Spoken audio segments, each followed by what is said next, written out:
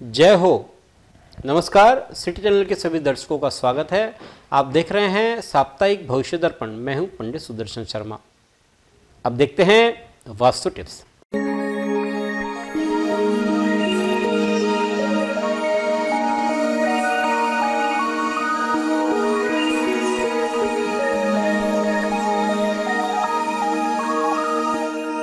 पिछली बार हमने आपको बतलाया कि किसी दूसरे की वस्तु का उपयोग क्यों नहीं करना चाहिए, कौन कौन सी वस्तुएं हैं। आज हम आपको लाफिंग बुद्धा के विषय में बतलाते हैं। लाफिंग बुद्धा ये देखे जाए तो जापान और चीन की परिपाटी है। चीनी भाषा में इसे पू ताई कहते हैं। माना जाता है कि चीनी राजवंश त्यांग 502 से 507 तक के बीच एक पू ताई नाम का एक भिक्षुक था जो मस्त मलंग था, घुमंतु प्रवृत्ति का था। अपनी स्थूल तोंद, मोटी तोंद पर हाथ फेरता हुआ जहाँ पर भी जाता वहाँ वह समृद्धि लाता था। बच्चे विशेष तौर पर उस पू ताई को बहुत ज़्यादा पसंद किया करते थे और यही लाफिंग बुद्धा हुआ आगे चल कर। अब लाफिंग बुद्धा की पहचान कैसे करें? सबसे पहली बात, लाफिंग बुद्धा वो होता है जिस सफासट कपाल, यानी चेहरे गंजा होता है, टकला होता है, तोंद उसकी गुब्बारे जैसी फूली हुई और बाहर निकली हुई होती है और चेहरे पर हरदम हंसी होती है। गले में कपड़े की पोटली होती है और जिससे धान का पौधा, सोने की गिन्नी और बच्चों के लिए मिठाई आदि होती है। ये सामान सब उसमें भरे होते हैं। जिस पर उसका मन आता है वह मालामाल उसे कर देता है। जापान में इसे हतेई कहा जाता है वही, लेकिन नाम अलग है।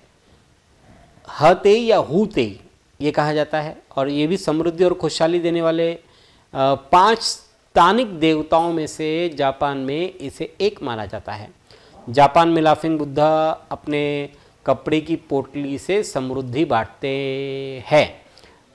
दुखों को चुटकी में हर लेने वाले होते हैं और तृप्ति प्रदान करने वाले संकट मोचक के रूप में जापान में उसे माना जाता है। घर में अगर लाफिंग बुद्धा की मूर्ति रख रहे हैं तो कहाँ रखें? लिविंग रूम में रख सकते हैं, डाइनिंग रूम में या बेडरूम में भी लाफिंग बुद्धा रख सकते हैं। पर घर के प्रवेश द्वार पर भी उसे रखा जा सकता है। ऑफिस में भी रख सकते हैं, अपने डेस्क पर रखें या जहां आपका ध्यान सबसे अधिक जाता है वहां पर रख सकते हैं।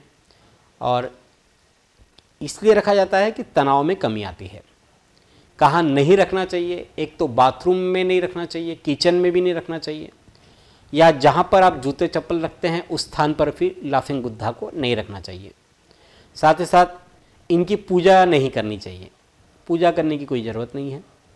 बिजली के उपकरणों के साथ या बिजली के उपकरणों के पास भी लाफिंग बुद्धा को नहीं रखना चाहिए। इस प्रकार ये लाफिंग बुद्धा के कुछ नियम हैं। अगले सप्ताह नए विषय में जानकारी देंगे। अब जानते हैं सिंह, कन्या, तुला और वृश्चिक राशि वालों के लिए कैसा रहेगा आने वाला सप्ताह। सबसे पहले सिंह राशि। अगले सप्ताह इसी समय इसी कार्यक्रम में पुनः आपसे भेंट करेंगे। एक बार फिर से आप सबको अयोध्या में प्रभु श्री राम के प्राण प्रतिष्ठा उत्सव की हार्दिक शुभकामनाएं सिटी चैनल परिवार की ओर से। धन्यवाद। जय श्री राम।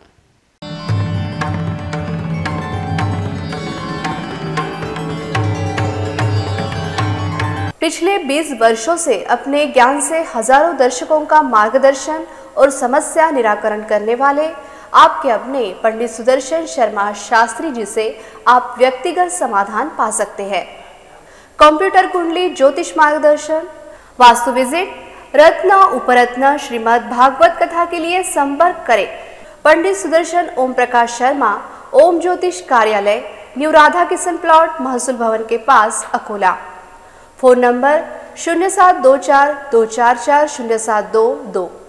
Mobile number 9422860311, 9822227765। जो दर्शक व्यक्तिगत नहीं मिल सकते वे वेबसाइट के माध्यम से भी जुड़ सकते हैं। वेब एड्रेस है www.panditsudarshan.com।